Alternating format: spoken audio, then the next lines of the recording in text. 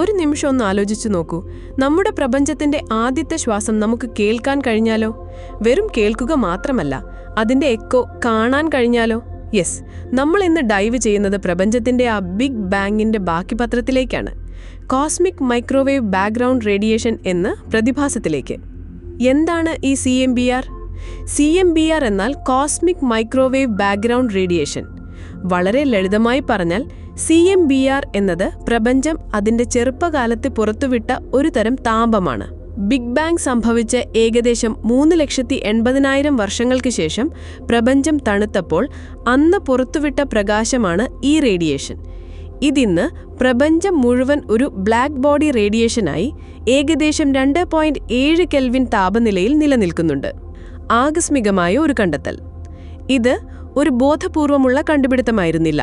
1964 Arno പെൻസിയാസ്, Robert Wilson എന്നീ ശാസ്ത്രജ്ഞർ ഒരു ആന്റിന ഉപയോഗിച്ച് ചില പരീക്ഷണങ്ങൾ ചെയ്യുകയായിരുന്നു.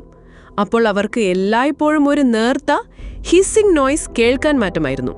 അവർ ഈ ശബ്ദം ആന്റിനയിലെ പ്രാവുകളുടെ കാഷ്ടം കാരണമാണെന്ന് കരുതി. പക്ഷെ എത്ര വൃത്തിയാക്കിയിട്ടും ആ ശബ്ദം പോയില്ല. അപ്പോഴാണ് അവർക്ക് മനസ്സിലാവുന്നത് അത് അവർ പ്രതീക്ഷിച്ച റേഡിയോ സിഗ്നൽ അല്ല, മറിച്ച് പ്രപഞ്ചത്തിൽ നിന്ന് വരുന്ന ഒരു സിഗ്നലാണെന്ന്. അതായിരുന്നു CMBR. CMBRനെ പ്രപഞ്ചത്തിന്റെ ബേബി പിക്ചർ എന്ന് വിളിക്കാറുണ്ട്.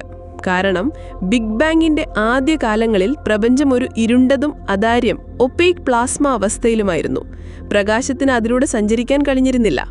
പിന്നീട് ഏകദേശം 3,80,000 വർഷങ്ങൾക്ക് ശേഷം പ്രപഞ്ചം തണുത്തപ്പോൾ ആറ്റങ്ങൾ രൂപപ്പെടുകയും പ്രപഞ്ചം സുതാര്യമാവുകയും ചെയ്തു. റീകോമ്പിനേഷൻ. അപ്പോൾ ആ കാലഘട്ടത്തിൽ പുറത്തുവന്ന പ്രകാശമാണ് ഇന്ന് CMBR ആയി നമ്മൾ കാണുന്നത്. അതുകൊണ്ടാണ് ഇത് പ്രപഞ്ചത്തിന്റെ ഏറ്റവും പഴയ ചിത്രമായി മാറിയത്. ഇതിന്റെ പ്രാധാന്യം എന്താണ്? CMBR വെറും ഒരു താപത്തിന്റെ അവശിഷ്ടം മാത്രമല്ല, ഇത് ബിഗ് ബാങ് തിയറിക്ക് ഏറ്റവും വലിയ തെളിവ് നൽകുന്നു. കോബെ, WMAP, പ്ലാങ്ക് തുടങ്ങിയ സാറ്റലൈറ്റുകൾ CMBRനെ വളരെ സൂക്ഷ്മമായി പഠിച്ചപ്പോൾ അതിൽ ചെറിയ താപവ്യതിയാനങ്ങൾ അഥവാ ടെമ്പറേച്ചർ അനിസോട്രോപ്പീസ് അവർ കണ്ടെത്തി. ഈ വ്യതിയാനങ്ങളാണ് പ്രപഞ്ചത്തിൽ ആദ്യമായി ഉണ്ടായ ഡെൻസിറ്റി ഫ്ലക്ച്വേഷൻസ് എന്ന് ശാസ്ത്രജ്ഞർ വിശ്വസിക്കുന്നു. ഈ ഫ്ലക്ച്വേഷൻസ് ആണ് പിന്നീട് ഗാലക്സികളും നക്ഷത്രങ്ങളും ഉണ്ടാകാനുള്ള സീഡ്സായി മാറിയത്.